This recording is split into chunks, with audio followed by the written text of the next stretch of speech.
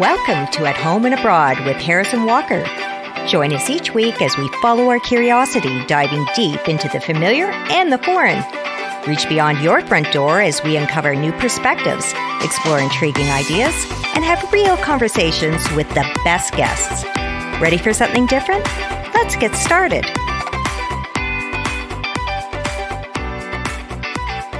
Thank you will never be enough. He gave me life. It's the most remarkable thing a person can do, risk his life for another human being, a stranger.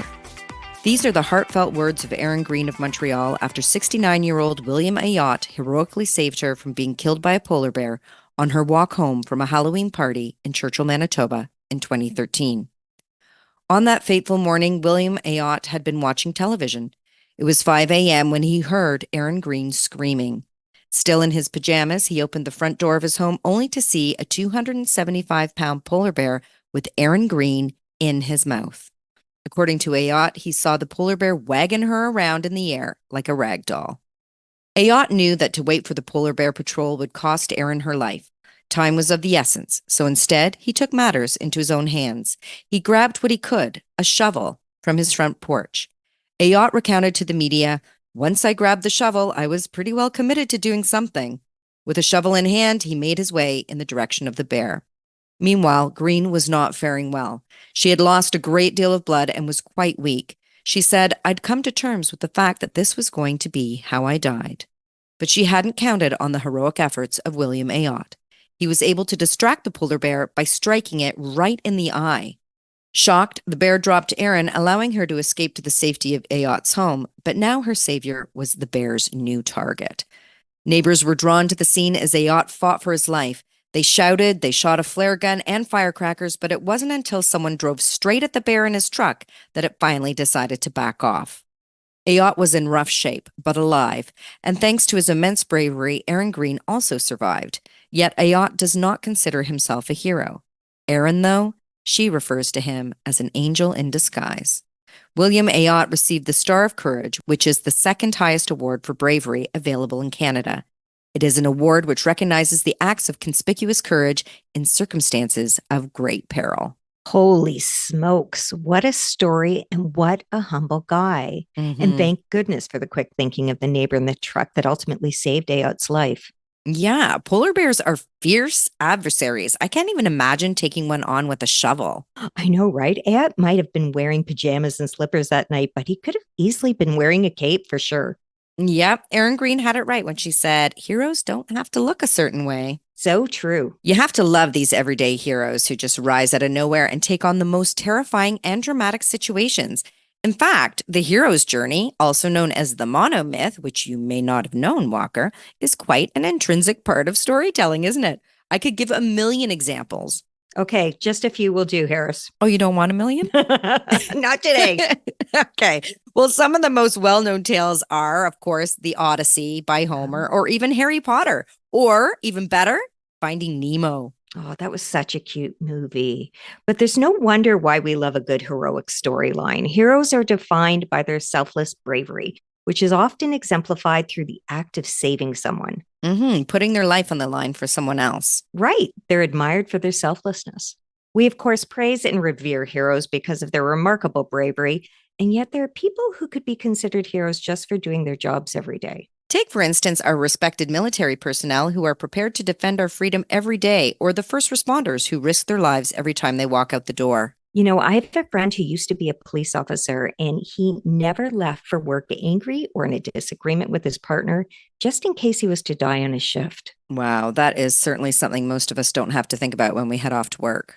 Thankfully, no. Of course, the same could be said for firefighters as well. Absolutely. But heroes aren't always those who find themselves in life-threatening situations. There are real heroes in our hospitals, saving lives every day. So true. And at the helm of an airplane, Captain Sully Sullenberger. Now there is a hero, Harris. What a story that was. He was certainly able to perform his job under extreme pressure. And because of that, he saved so many lives. Right. The Miracle on the Hudson, it was called. Mm-hmm. Captain Sully successfully landed U.S. Airways Flight 1549 in an emergency landing on the Hudson River back on January 15, 2009, after the plane hit a flock of Canadian geese shortly after takeoff. Captain Sully and his co-pilot, Jeff Skiles, found a way to safely land the plane, saving the lives of the 155 passengers on board. Yeah, it was just totally incredible. Bird strikes can be catastrophic, especially Canadian geese. They are not tiny little birds. Did you know that Denver International had the most reported wildlife strikes in the US, followed by Dallas, Fort Worth, and Chicago? According to Richard Dolbeer, science advisor, and Michael Begier for the USDA's Airport Wildlife Hazards Program, since the miracle on the Hudson, the FAA has put $30 million into research into radar and scanner systems to help detect birds in the path of aircrafts. Well, that's good to know because when Captain Sully's plane came into contact with those geese, both engines failed, Harris. Yeah, that's not good. No, not at all. The plane actually continued to climb after the bird strike, but then at 3,060 feet, it started to lose momentum and then nose towards the ground. Can you imagine how terrified everybody was on board? Completely. But Captain Sully took her down to the Hudson, knowing he didn't have any other viable options. He landed the plane safely, no easy feat, on a river, and the passengers were then successfully evacuated. It's just unreal. You know, he even managed to land near boats, which allowed for passengers to be rescued more quickly. Did you know that? No, wow. Yeah, but what is really amazing and speaks to the quick thinking and heroic actions of Captain Sully is how fast this all went down. The plane and the geese collided at 3:27 p.m. Then just 3 minutes later at 3:30, the plane was flying above George Washington Bridge. And 1 minute later, Captain Sully had successfully landed the plane. Captain Sully was a former fighter pilot who had been working as a commercial pilot for nearly 30 years. He also was experienced with gliders. With this immense amount of experience, he was able to successfully glide the plane to safety on the Hudson River. And not only did he save everyone on that plane, there were very few and minor injuries, right? Yes, just some hypothermia as a result of the cold Hudson River water. That's incredible. Did you know that I've flown a glider, Walker? Yeah. Yeah. My Kiwi bestie was a glider instructor, and for some reason, she thought it would be a really good idea to take me up, and she even let me fly. Wow, my father used to fly gliders as well and always wanted to take me up, but I was too hesitant. That's neat. Yeah, it's neat, but it's weird not having the sound of the engine when you're that high above the ground. Yeah, I didn't know that about your dad either. I'm learning a lot today. So can you imagine if Captain Sully hadn't landed in the river, though, Walker? That is a very densely populated area. Oh, for sure. Now, we'll never know how many lives Captain Sully saved that day, really. Yeah, it's often difficult to measure the extent of the effect of heroic actions. Yeah, so true. Some heroes change the lives of others and even save the lives of others through the goodness of their hearts. Our guest today is Father Bruno. Father Bruno is an Episcopal priest who has served the vulnerable in the Dominican Republic and Haiti his whole life. Growing up in a small town near Haiti's capital, Port-au-Prince, it has been his greatest wish to make education accessible to the children of Haiti. In 2002, his dream was realized in the building of Ecole Barthélemy, which educates, feeds, and nurtures 1,000 students each and every year. Welcome to At Home and Abroad, Father Bruno. Good morning. Thank you. I'm really happy, to be with you and I will do my best, to talk about, my life and also what we have done, doing my ministry. You have accomplished so much. So you had the benefit of education as a young man, and this led to your lifelong conviction that education is the key to the improvement of the lives of the Haitian people. How does education have the power to change lives for the better? Well, it's a longer story, really, but I'll do, my best. Okay. When my father died, my mother had 7 children. And myself, at that time, I was 7 years old. So imagine that 7 children, and my father was a shoemaker. Mm-hmm. My father and my mother, they were really in a very difficult situation, economically, speaking. Mm-hmm. So my father died, and my mother had, 7 children to raise. Mm-hmm. We went through very difficult times because I remember, when I had, to go to school at 7. I was 7, and without the breakfast, Okay. without the breakfast. But my mother always, encouraged us. She said, "Well, when you come back, I'll find something, for you." So, you know, so we did that. We went to school, and when we come back, sometimes we didn't find anything. Oh, no. No food. No That's food. so hard. I remember, when we went back home, I said, "Good afternoon, mommy." And we go, to the kitchen, to see if there was something, some activity, in the kitchen. Nothing at all. Yeah. And at that time, I have, to tell you, schools in Port-au-Prince, you had, to go from 8 to 11 and from 2 to 4. Okay. So we went back in the afternoon without anything in our belly, in our All stomach, day long. Yeah. all day long.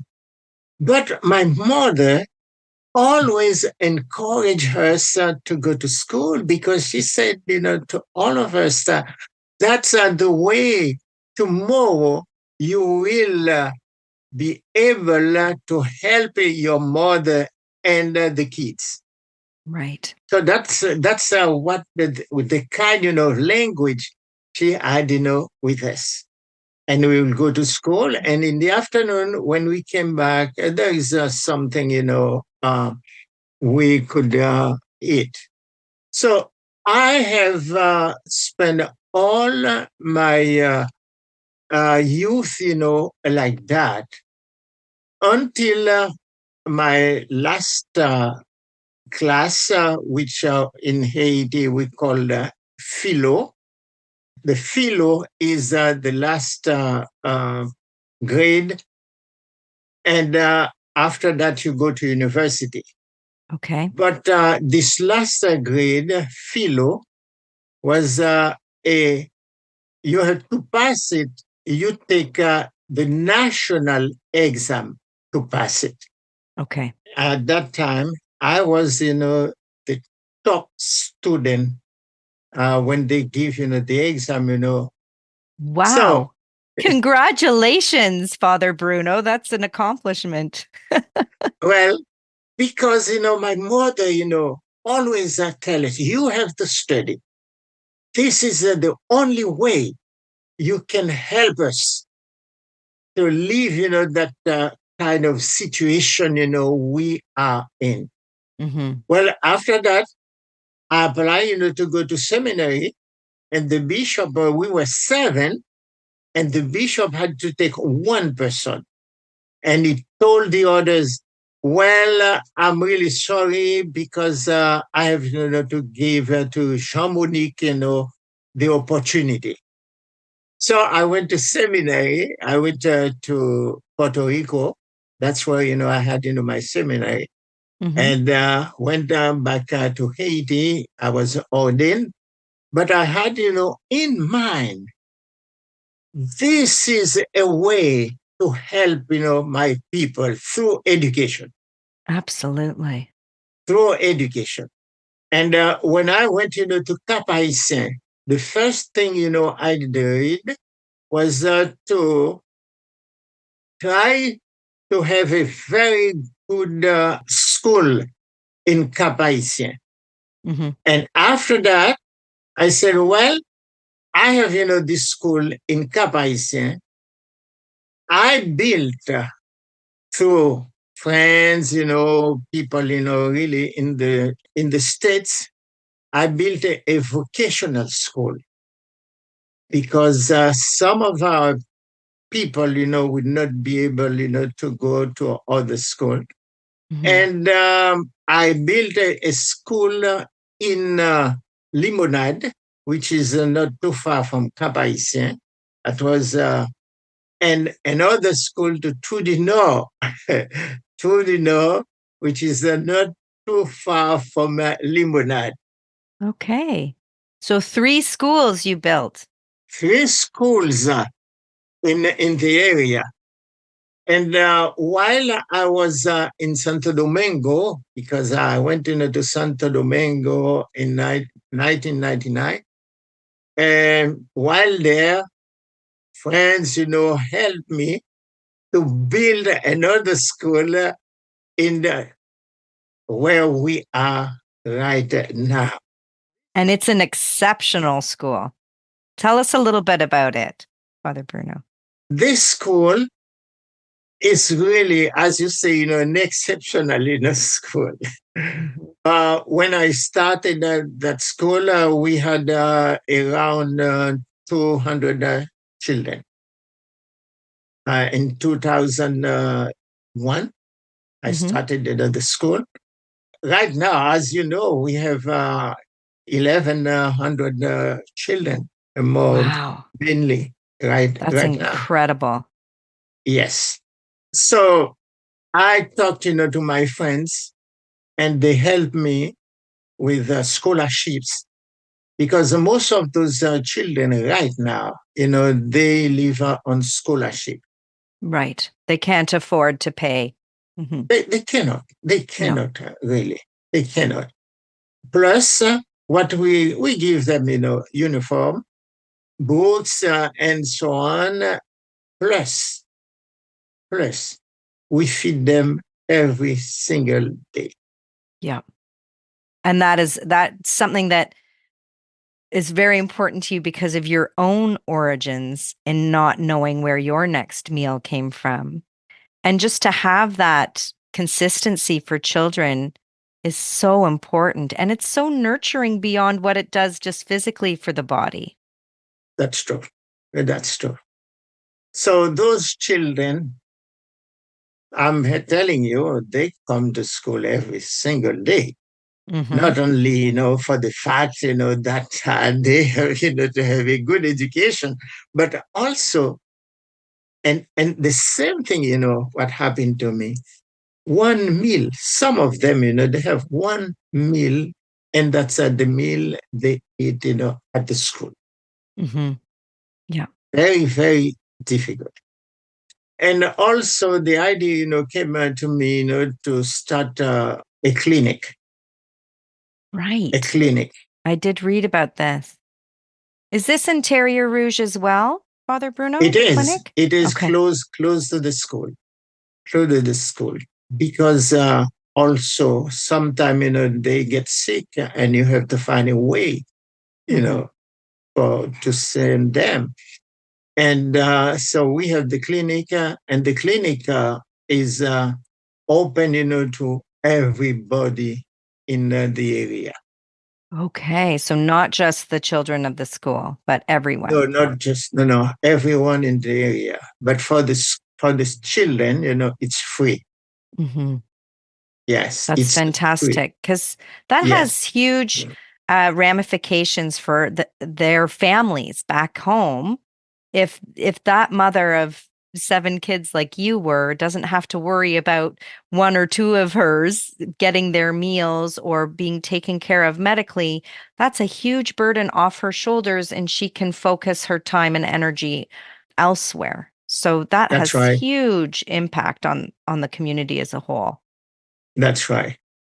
And I heard too, Father Bruno, that you also do other things within the community, like food outreach, helping people with the maintenance of their homes. Can you tell me a little bit about what you do beyond the walls of the school, aside from the clinic, maybe? Yes. First of all, I help a lot of people who did not have, a place to live. When you see, some of the houses in that area, really, your heart, you feel really, I cried, sometimes. I have to tell you that. Yeah. And I have been involved in building houses for the people there. And I have, to tell you, in the Terre Rouge, from the time, I was there, uh, well, right now, 2 years ago, I said, let me take, some rest a little bit. Yes. Well-deserved rest. I built in the area around 52, 53 homes for people, there. Wow. People who do not have a way, with the family. And I talk, to my friends. I have a lot of friends, in the States, Yeah. Not surprising. You're a pretty friendly guy. When someone, come to me and say, Bruno, what can I do for you? I say, oh, well, not too much, but if you can find me the money, to buy 2 or 3 houses, I will be very happy. That would be very helpful. So I would be very happy, and they find the money for me and so on and so on. And so we build, houses, for people there. And also when people, those who do not have, any means to go to the clinic, we say, oh, come to the clinic. And we take care, of them. So nobody would come, to me, will not find, something. Some support from you. Some support, any kind. I never turn anybody away without having, something at least. Or if I don't have anything, which is very rare, I will at least, give him a word, consolation or something, Of support and inspiration, because even if there's a family who's not receiving your support directly, the support they see in the community gives them hope as well. So it has this far-reaching positive impact, a beautiful, beautiful legacy in that area of Haiti. Yes, but really, I never send, anybody, empty away. Yeah. There is always, someone, will find, something. A child, like me, I went through very difficult, time. Yeah. Very difficult time. One day, I was, a very good acolyte. The acolyte is a person, serve, at the church, and so on. Mm-hmm. And one day I had, to go to serve, and I did not have a shirt. I did not have a shirt. And my brother, the first one of my mother and father, said, well, why don't you take, my shirt? I said, okay. But his shirt was so large, it's so big. When I went, to the church, and those guys, were said, oh, Father Bruno, wow, that's a mama. That's a mama shirt. I said, well, you know that this is mine. I said, no, that's not here. That's your mother. And I said that, no, that's a new mode. That's a new model. That's right. Exactly. You were setting a new fashion trend, Father Bruno. I said, that's a new model. I made it. Well, Father Bruno, you are an innovator, that's for sure. I was wondering if you could tell us a little bit about the Clinic Esperanza V. I had, in mind, the students are first, Right. but that's because I said, when they are sick, I have, to do something, for them. Right. So that's why, the ID came. And, but it's for everybody.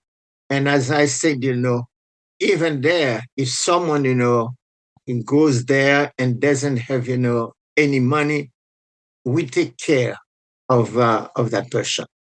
Anybody, anybody. And we got people, from very remote areas. They will come, and when they come, I said, no problem at all. You have money, you don't have money. We have to take care, of you. You never send anybody empty away. So, and I have to tell you, Lord, has blessed us. We take good care of them. And I have to tell you also, sometimes, those who came, from us, from remote areas, not only we take care of the diseases when they are sick, but we feed them also. We have something there. We say, okay, you take that, home. Because I myself, that's what I told you, I suffer, from, I was hungry. Yeah. So you heal them at the clinic, and then the healing continues with the food that goes home. That's right. Haiti's people have struggled with many challenges: poverty, unrest, disease, violence, and natural disasters, as we well know. How do you and your staff and volunteers find the strength and resilience to keep providing for the children? We have a lot of friends in the States. Most of those people who are supporting us, they have been, to Haiti. Okay. And they have seen the problems there. And when they come back in the States, they talk, some of them, talk, to their friends and so on. And they have also invited me, to come. Mm-hmm. And I talked, about the situation, in Haiti and how, they can help us because most of our children are supported by scholarships. Right. Some people they give us 300 or 200, whatever, they have per year. And so, and the money also, to help us, to pay the teachers, and so on, and feed the children every single school day. God's willing, we never have one day that we cannot have thing for the children to eat. Right. Not a single day. In terms of keeping everybody going emotionally, psychologically, and just the energy of all your volunteers, etc. I mean, faith obviously Yes. keeps everybody going, but also seeing the results in the children. Yes. Can I tell you that this year, 2 doctors came out from the school. Really? 2 doctors. And I have to tell you, they are right now in the Dominican Republic. They are in the Dominican Republic because the person who supported them in the school, the person said, I will continue to do that. So he sent them to the Dominican Republic. And now we have 2 doctors. And they will go back to Haiti. They will go back to Haiti. And there they can work. It will all come full circle again. Yeah. Remembering where their roots were. Yes. And who supported them when times Yes. were not so good. Mm-hmm. Wow, you've accomplished so much and inspired so many. You really, truly are a hero. We'd like to know how our listeners can best support your work. Be really in touch, with us, with the school, support, the school. Yes. Because myself, I see, the only way really people can uh, help us is to support, the school, because that's where really the way Haiti itself really can be better is through education. Mm-hmm. I do believe in myself because I am myself, an example. I'm an example, really. If our people can, if everybody can find a way to move step by step into education, they will be able really to help, the country, itself. Well, we hope that our listeners do that and do support your school for sure. You're doing such beautiful things there. Thank you so much for chatting with us today, Father Bruno. We can all learn from you and your immense contribution to the children of Haiti. For our listeners, if you'd like to learn more about Father Bruno and the Bethlehem's Ministry's important work or make a donation, you can go to www.bethlehemministry.org. Thank you so much, Father Bruno. Well, I myself, have, to thank you because you are doing, something super. We are doing, the best we can for our people, but we cannot do it without you. Thank you for being, our partners. May the Lord continue to bless you. I thoroughly enjoyed speaking with Father Bruno today. He embodies joy, doesn't he? Yes, he does. Joy and hope and just goodness. His legacy of the schools and the clinic in Haiti will live on for a long time as he has changed so many lives for the better. Like Mother Teresa. Do you think she can be classified as a hero walker? Oh, I would think so. But as we found out time and time again, people can define heroism in so many ways, like big H heroism versus small h heroism. Okay, so what's all that about? Well, Professor Frank Farley defined big H heroism as the type of actions that pose a risk to life, limb, or personal safety, while the small h variation are similar to great acts of kindness or standing against injustice. I actually think that standing up against injustice can sometimes be extremely risky. Wouldn't you agree? Oh, I agree for sure. I wonder what it takes to be a big H kind of person, though. I know. Well, I don't think that it's really known yet, though, according to Professor Farley, big H people are naturally more likely to take greater risks, and they also possess a great deal of compassion, kindness, empathy, and altruism. There seems to be some evidence that men are more likely to put themselves at physical risk in order to help others, particularly if the individual being saved is not related to them. Not related to them. What's that all about? I don't know. According to Dr. Frank T. McAndrew, one of the most common fears in men is that they'll be outed as a coward. And a man who fails to display physical courage will suffer damage to his reputation in a way that a woman will not. But there also could be a possible evolutionary influence. He says, throughout human history, attaining a position of high status or dominance among one's peers has been the ticket that needs to get punched for men to attract mates and father children. Establishing a reputation as a hero isn't a bad way to quickly elevate your status and desirability.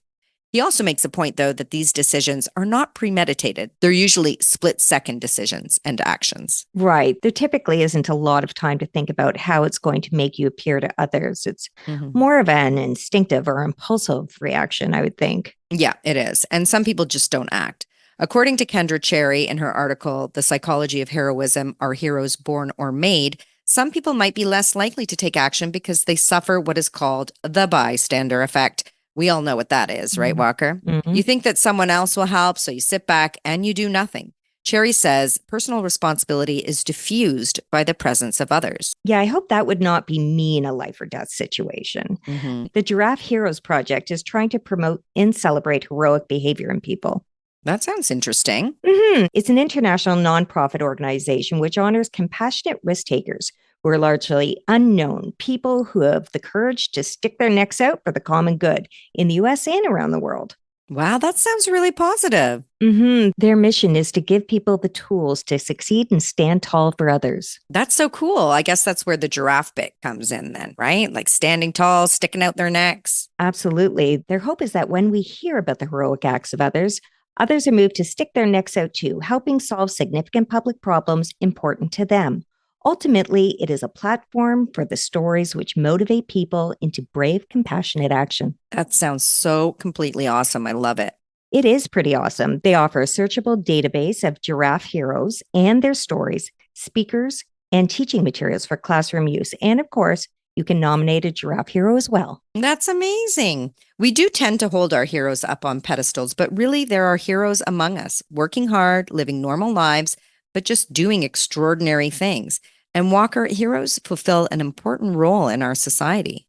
They do. According to Dr. Scott T. Allison, heroes give us hope. They energize us, develop us, heal us, impart wisdom, serve as role models, offer safety and protection, give us positive emotions, give us meaning and purpose, provide social connection, and reduce loneliness. They help individuals achieve personal goals, and they help society achieve societal goals. Wow. So a hero stands for so much more than the heroic actions they actually take. Exactly. Dr. Allison says that we need them to get us through this challenging experience called life. Heroes help us survive, and they help us thrive. They certainly can. And I think Father Bruno is a pretty good example of that. Or perhaps Dr. Kwame Stewart, who was named the 2023 CNN Hero of the Year. I don't think I've heard his story. Dr. Stewart offers people experiencing homelessness judgment-free veterinary care for their pets. Don't you love that? I do. Dr. Stewart was awarded an additional $100,000 to help continue his good work. 9 other heroes were named too, winning smaller awards, but Dr. Stewart, he decided to share his $100,000 winnings with the other winners. Well, that's pretty awesome. In line with his character, I would say as well. His generosity didn't go unrewarded either. The global nonprofit Elevate Prize Foundation awarded an additional $300,000 unrestricted grant to Dr. Stewart. They have a mission to make good famous and to inspire action on an international scale. Isn't that a feel-good story? It is. And I have one for you as well. During the raging wildfires in the Northwest Territories in Canada just this past summer, Jason Card, his teenage son, and his stepfather defied the evacuation orders and collected dog crates from the local SPCA. They drove to the town of Betjoko and saved more than 30 dogs. Sadly, though, in times of crisis, the animals are often left behind, aren't they? Unfortunately, yes. Like the devastating impact of the Australian wildfires on the wildlife there. Oh, that was so awful, Harris. There have sadly been too many examples of terrifying tales resulting from extreme weather. Yeah, and Travis Brady, he is a hero of one such tale. This past June, during a sudden storm in the Florida Panhandle, he rescued 3 women from their houseboat, as well as another person who had already been trying to save them. Their boat had capsized during the storm, and they were trapped. Ah, so there were 2 heroes in this story. Yep. Boyd Jordan was the first to jump into the water. He took a 2x4 off the sinking boat and smashed the windows in order to release the 3 trapped women. Brady and his friends on a boat in 5 to 6 foot waves, dodging debris, but they managed to get a life jacket to Boyd. Isn't that crazy? Sounds like a team effort.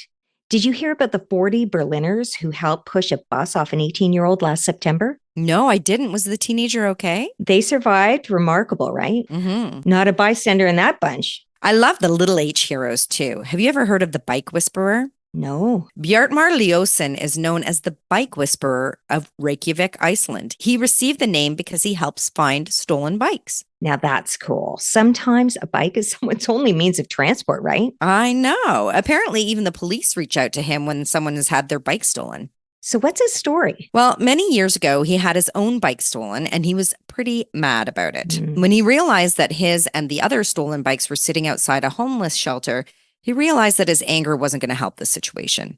He learned that the bicycles were often stolen by individuals with addiction problems who are encountering long waits for rehab.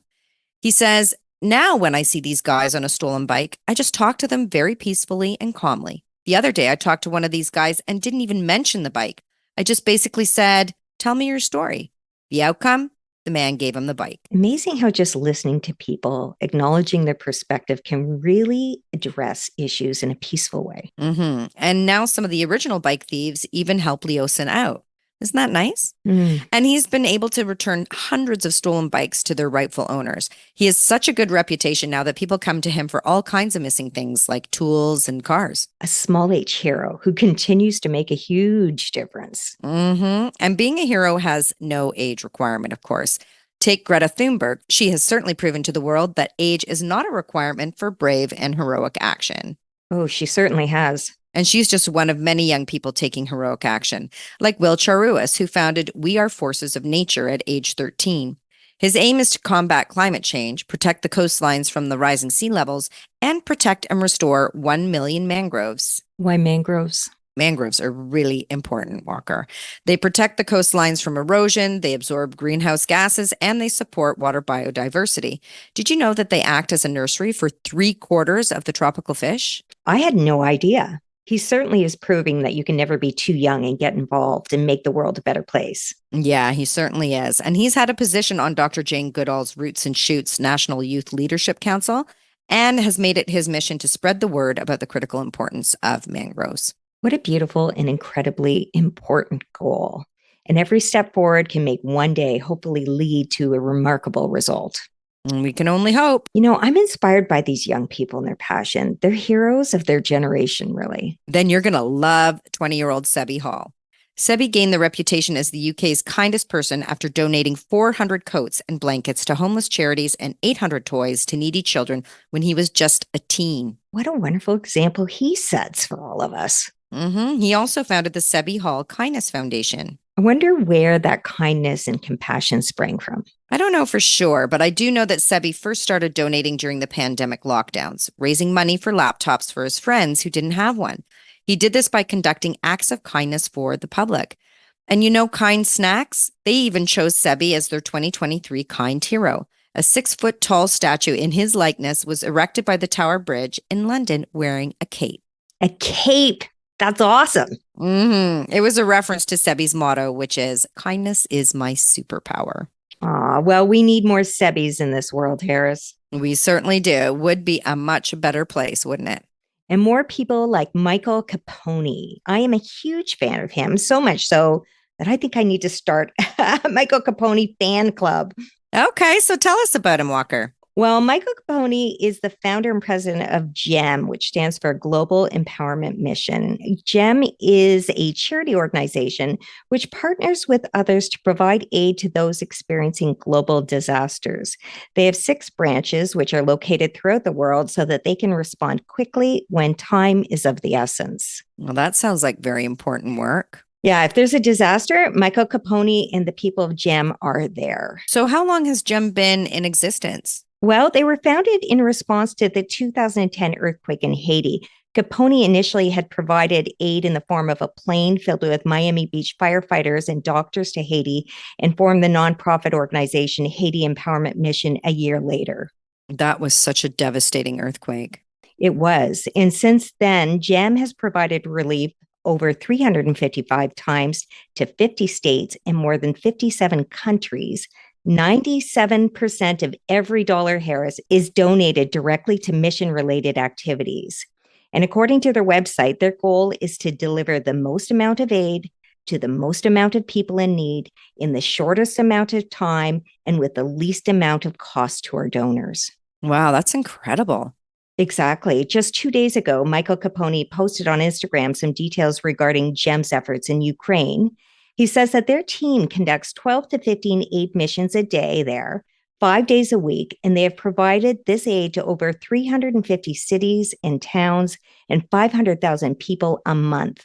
Their aid is being provided to people living in extremely dangerous areas within 1 to 5 miles from harsh artillery fire. That would mean taking on a massive level of risk themselves. Right. It's no wonder that GEM has received a number of humanitarian awards. So how can people support GEM in their efforts?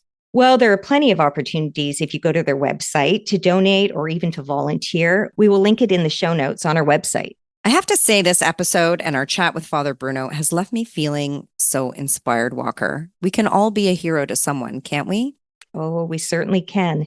In the words of the late, great Stan Lee, that person who helps others simply because it should or must be done, and because it is the right thing to do, is indeed, without a doubt, a real superhero. Thank you for joining us at Home and Abroad with your host, Harrison Walker. If you enjoyed this episode, you would be a real gem if you would rate and review our show. It helps us grow and expand our reach. You can also subscribe to follow us each week as we continue the conversation. Find us on Instagram at Harrison Walker or visit us at www.athomeandabroadpodcast.com. We have great merch, just saying, and of course, we would love to hear from you. And for you truly dedicated fans who've listened all the way to the end of this episode, we offer exclusive interviews, outtakes, challenges, and more on our paid channel. Not even the cost of a latte once a month, depending on where you buy your coffee.